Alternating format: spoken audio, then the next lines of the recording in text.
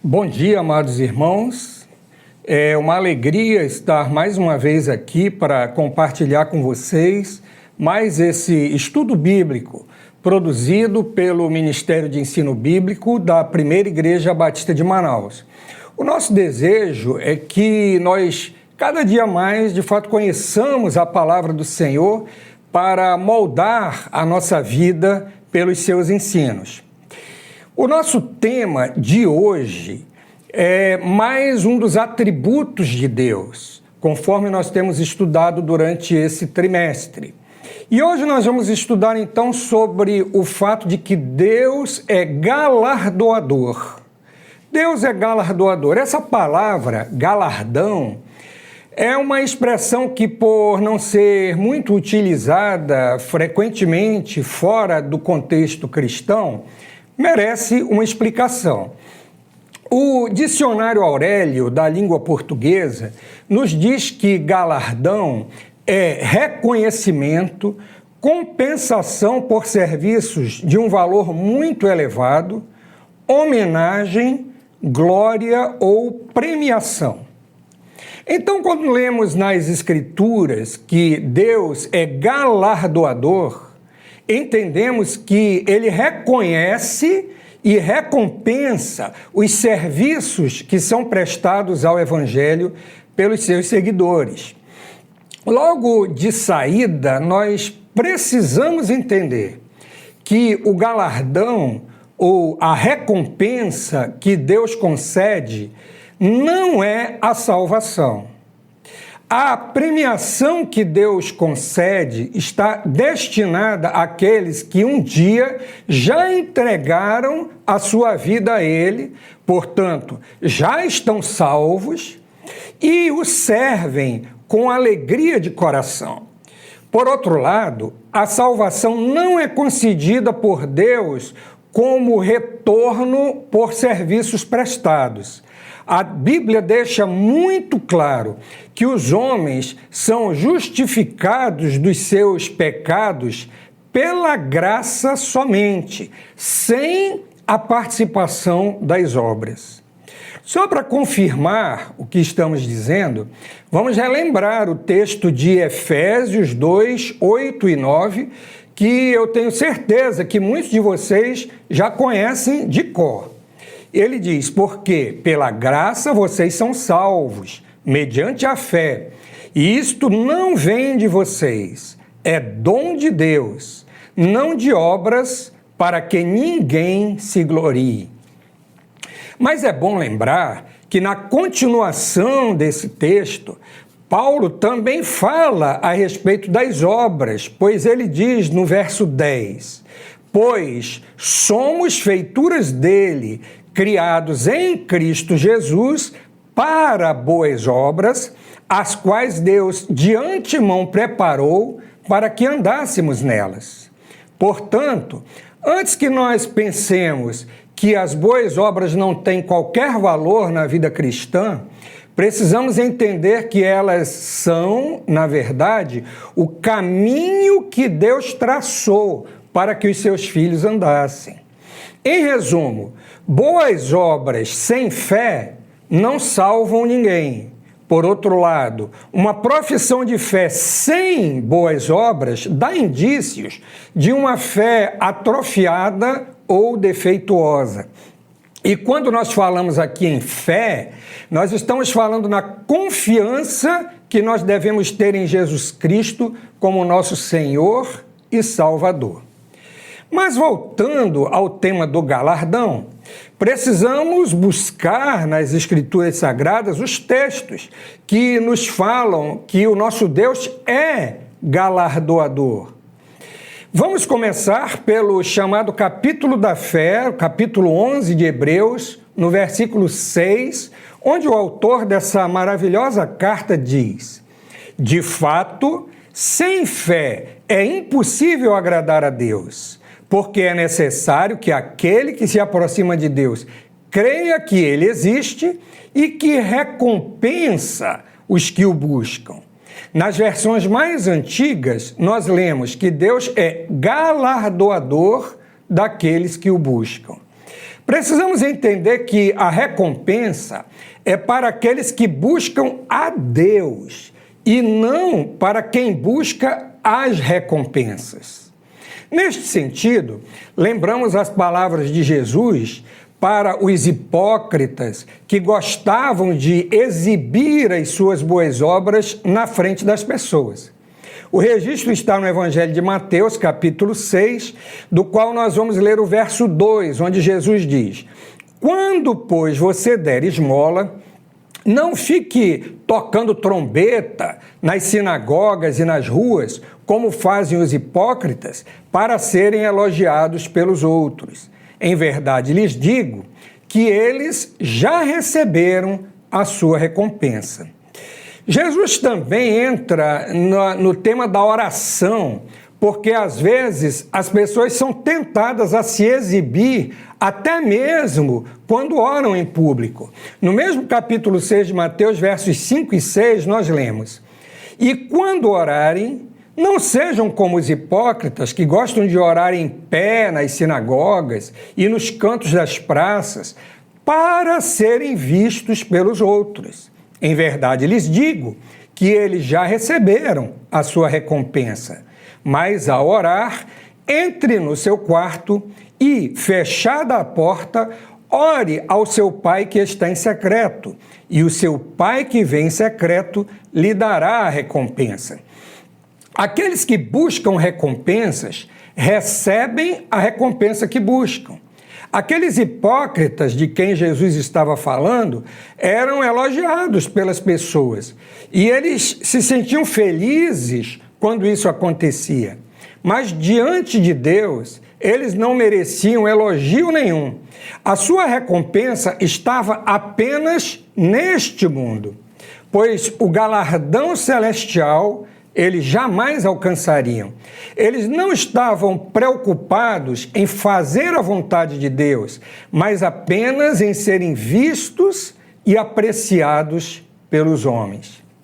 Jesus também se referiu aos fariseus e mestres da lei no capítulo 23 de Mateus, versos 2 a 7, que nós vamos ler e diz assim: na cadeira de Moisés se assentaram os escribas e os fariseus. Portanto, façam e observem tudo o que eles disserem a vocês, mas não os imitem em suas obras, porque dizem e não fazem.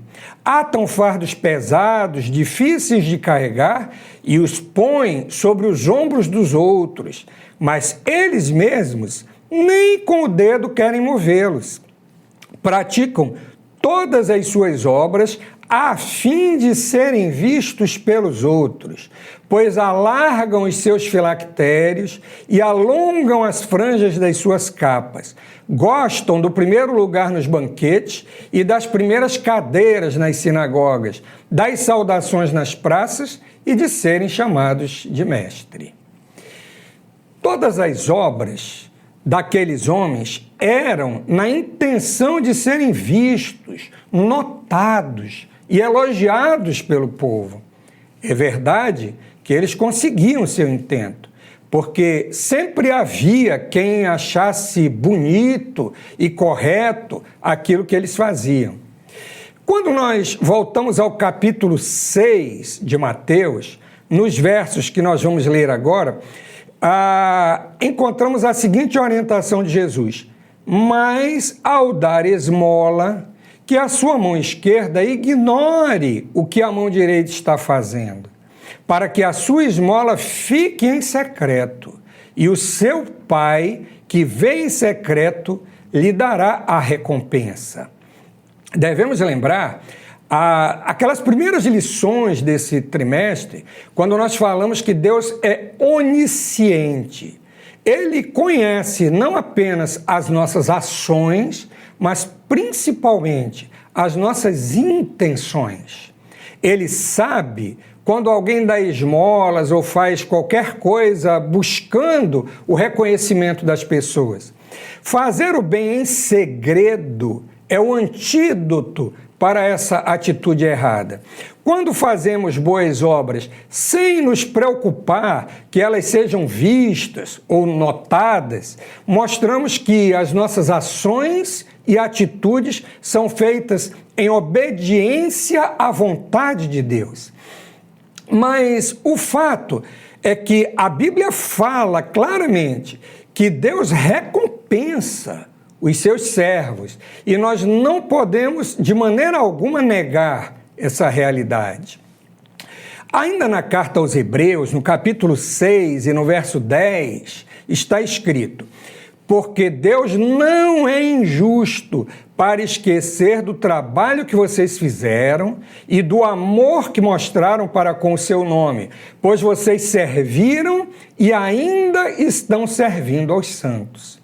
Os serviços prestados pelos servos de Deus em favor dos seus irmãos não passam despercebidos diante de Deus, quando eles são feitos com dedicação e com sinceridade. O autor desta preciosa carta fala a respeito do trabalho e do amor. Essas duas características do serviço cristão jamais devem estar dissociadas. Todo trabalho cristão deve ser feito em amor, porque essa é a essência do cristianismo. Mostramos amor a Deus em primeiro lugar e ao próximo quando nós servimos uns aos outros em amor, em nome de Deus. O serviço feito dessa maneira será elogiado por Deus e por Ele recompensado. É muito curioso que nós falamos muito a respeito do louvor que nós prestamos a Deus. E é um louvor devido, porque, afinal de contas, o nosso Deus merece todo o nosso louvor e toda a nossa adoração. Mas a Bíblia revela que no dia final nós também vamos receber louvor da parte de Deus. Você acha isso um pouco estranho? Então vamos ler em 1 Coríntios, capítulo 4, versículo 5, que diz assim: portanto, não julguem nada antes do tempo, até que venha o Senhor, o qual não somente trará à plena luz as coisas ocultas das trevas, mas também manifestará os desígnios do coração, e então cada um receberá o seu louvor da parte de Deus. Deus não apenas vai nos recompensar, mas Ele também vai nos elogiar pelas boas obras que nós tivermos praticado em santidade. Paulo fala a respeito dessas coisas ocultas das trevas que vão ser reveladas, que obviamente são as ações hipócritas de quem busca o reconhecimento por meio da iniquidade. Mas os desígnios dos corações daqueles que fazem boas obras sem serem notados também será objeto dessa iluminação de Deus, nesse caso, para premiar os servos fiéis. Devemos pensar que a construção do reino de Deus aqui neste mundo é uma obra contínua e incessante. Muita gente começa um projeto e não vê o seu fim ser concretizado. Outros vêm depois dele e continuam a obra, de modo que aqueles projetos cheguem a bom termo. Vamos a alguns exemplos. Moisés tirou o povo de Israel do Egito, mas foi Josué quem liderou a conquista da Terra Prometida. Davi foi quem projetou a construção de um grande templo em Jerusalém e chegou até a juntar bastante material de construção. Mas foi o seu filho Salomão quem teve a honra de construí-lo e de consagrá-lo ao Senhor. O apóstolo Paulo chama isso de cooperação na obra de Deus. Ainda na primeira carta aos Coríntios, no capítulo 3, nós encontramos as seguintes palavras: eu plantei, Apolo regou, mas o crescimento veio de Deus, de modo que nem o que planta é alguma coisa e nem o que rega, mas Deus que dá o crescimento.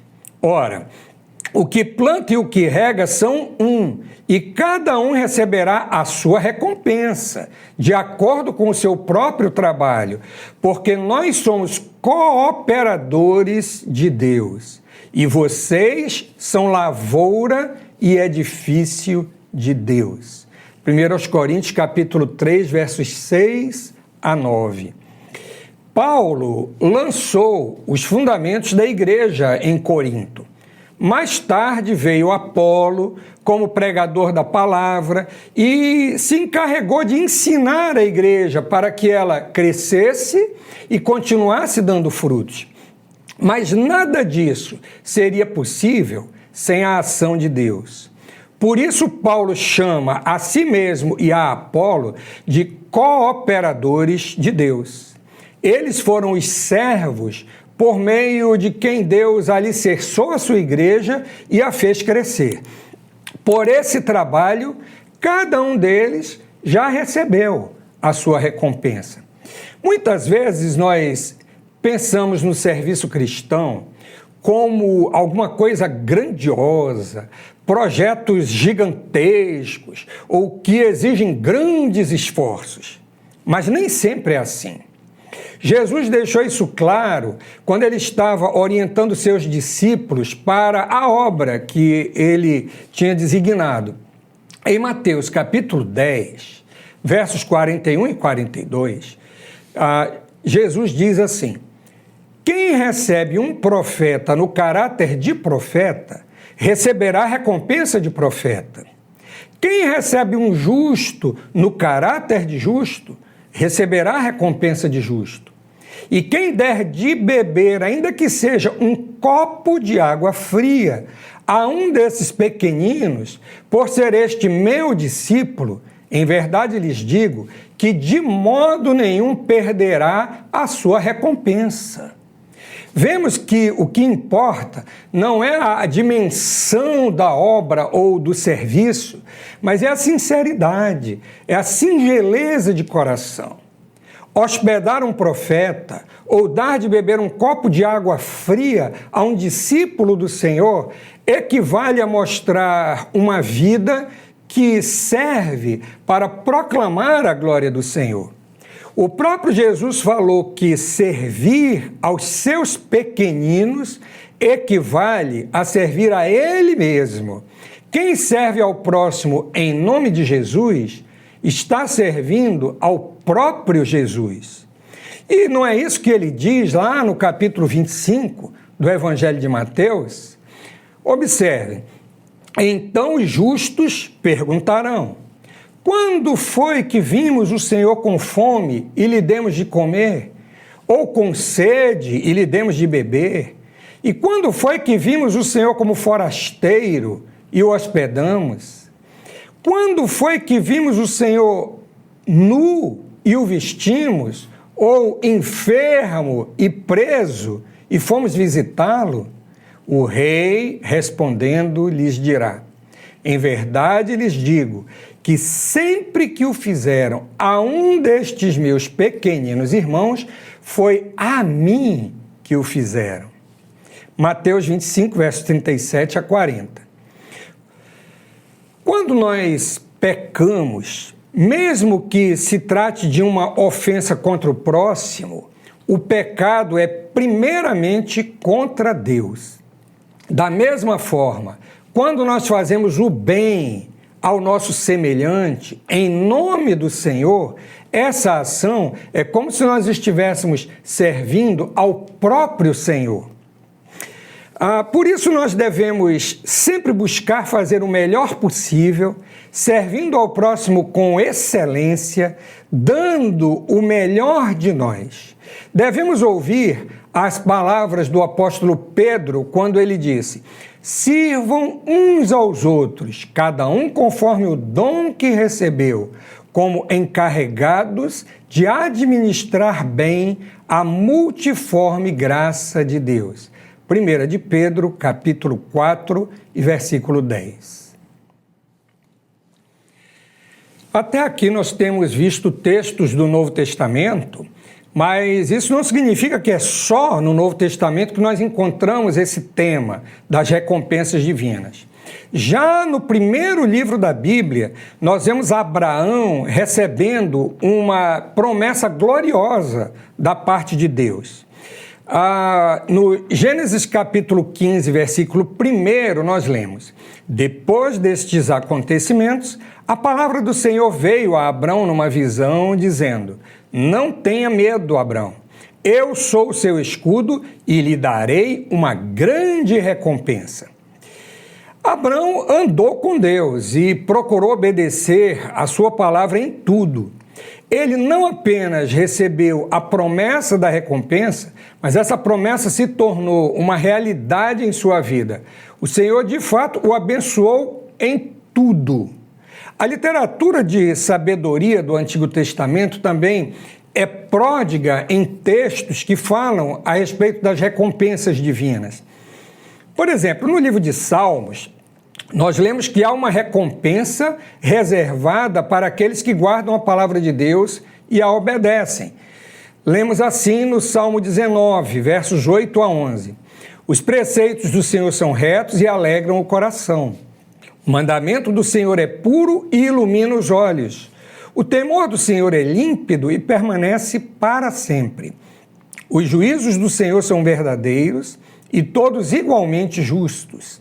São mais desejáveis do que ouro, mais do que muito ouro depurado, e são mais doces do que o mel e o destilar dos favos. Além disso, por eles se admoesta o teu servo, e em os guardar a grande recompensa. Só quem se dedica à leitura e ao estudo da Bíblia Sagrada sabe o quanto é abençoado aquele que dá atenção às palavras de Deus.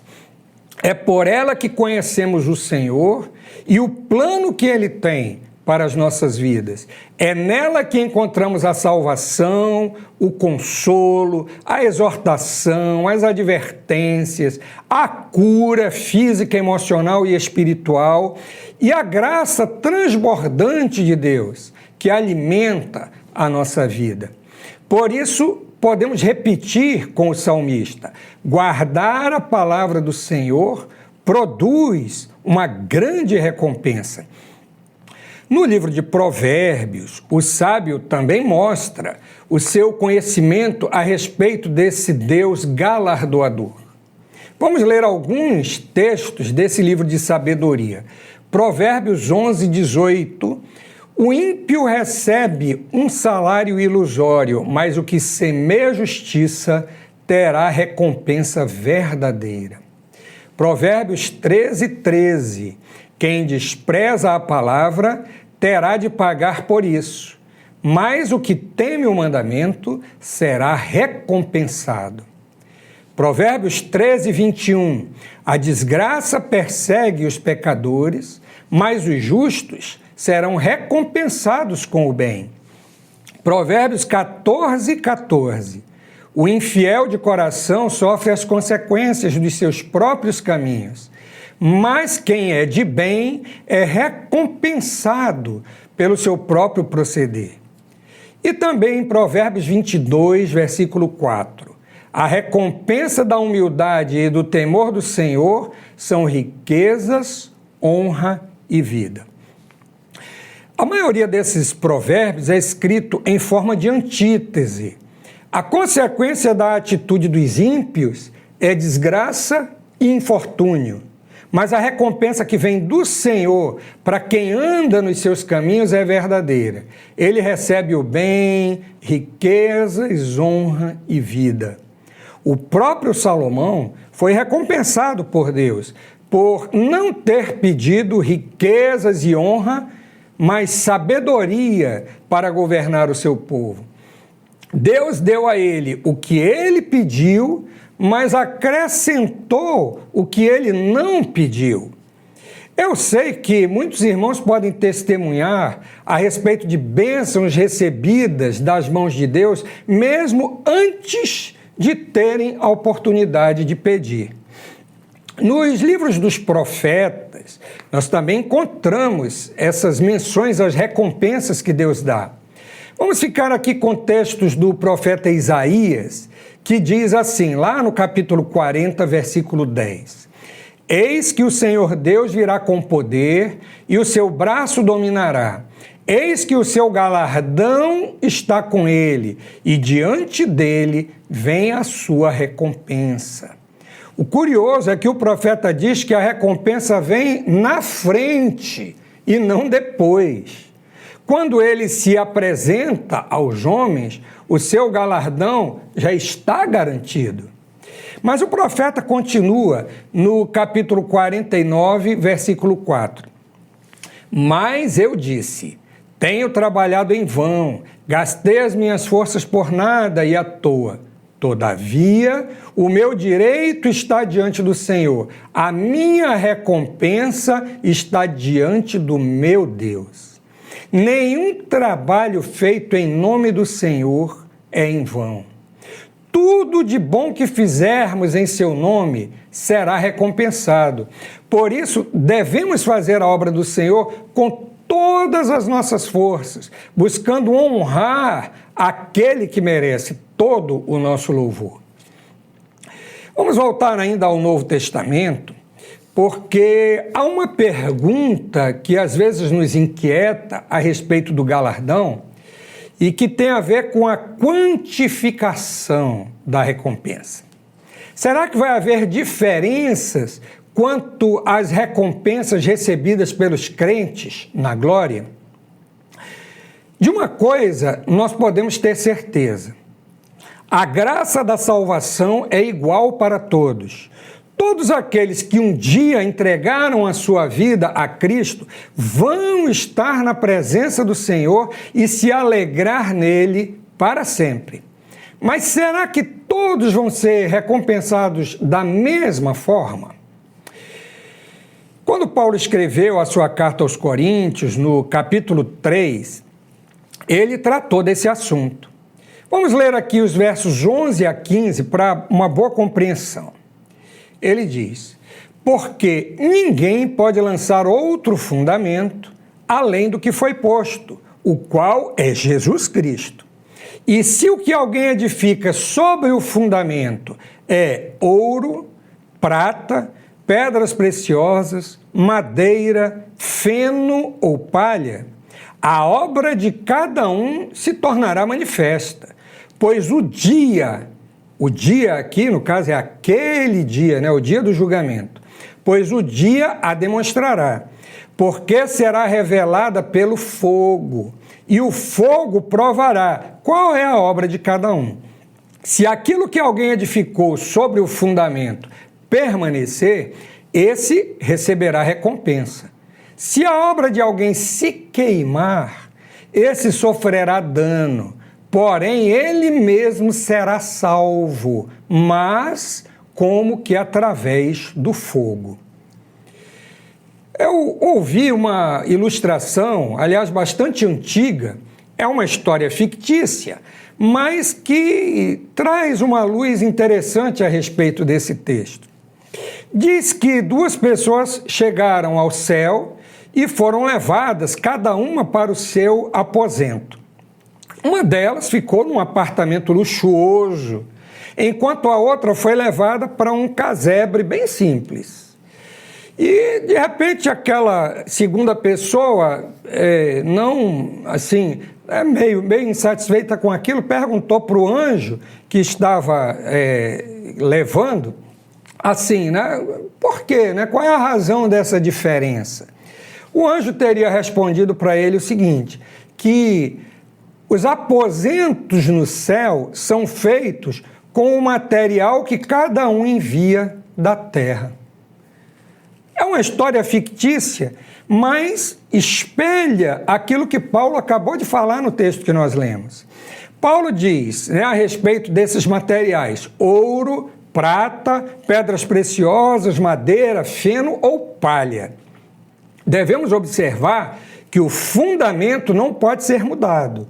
O fundamento é Jesus Cristo. Quem está nele vai herdar a vida eterna.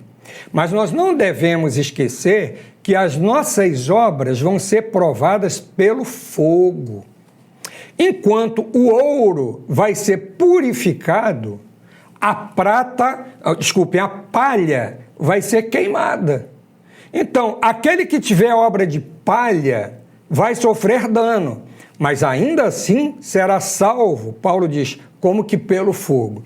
Esse texto, então, deixa claro que as recompensas futuras para os servos de Deus não vão ser iguais. Mas aí surge uma outra questão. Será que essa diferença nas recompensas vai gerar algum tipo de desconforto lá no céu? Alguma reclamação, murmuração de alguém? É claro que não. Só o fato de estarmos na presença de Deus, salvos no céu, já será a maior recompensa que teremos.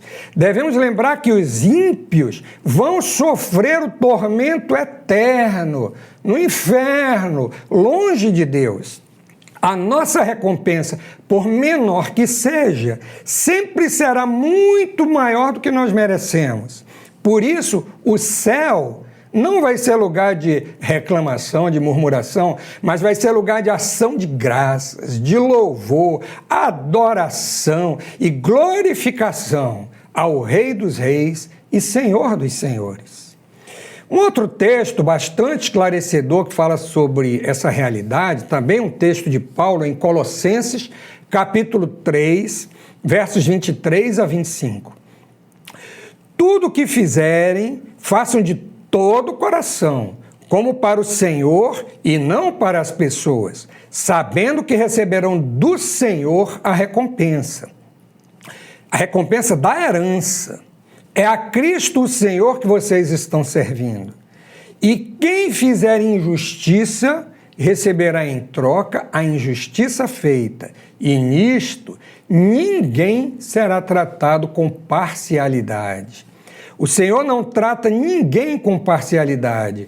As regras do jogo não mudam durante a partida. Deus é o responsável pela recompensa dos fiéis, mas também pelo castigo dos ímpios. Como não poderia deixar de ser, eu quero concluir o estudo dessa manhã com um texto de Apocalipse. O Apocalipse de Jesus, escrito pelo apóstolo João. Vamos abrir no capítulo 22, versos 11 e 12, onde nós lemos: Continue o injusto a fazer injustiça, e continue o imundo a ser imundo. O justo continue na prática da justiça, e o santo continue a santificar-se. Eis que venho sem demora, e comigo está a recompensa que tenho, para dar a cada um segundo as suas obras. Enquanto nós estamos neste mundo, é tempo de nos preparar para o mundo vindouro. A vinda de Jesus não tarda, conforme ele mesmo prometeu. Os ímpios vão continuar a viver na impiedade, a não ser que se arrependam e entreguem a sua vida a Jesus. Os justificados e santificados pelo sangue de Jesus devem viver vidas justas e santas, conforme a vontade de Deus. A salvação é inteiramente pela graça, mas o galardão vai levar em conta as obras de cada um. A nossa oração é que nós sejamos capazes de viver para Deus e honrar o seu nome, fazendo boas obras neste mundo, dando testemunho dessa salvação tão grande e maravilhosa que nós já recebemos pela graça. Pois o Senhor nos prometeu e nos dará a recompensa. Um domingo maravilhoso para todos.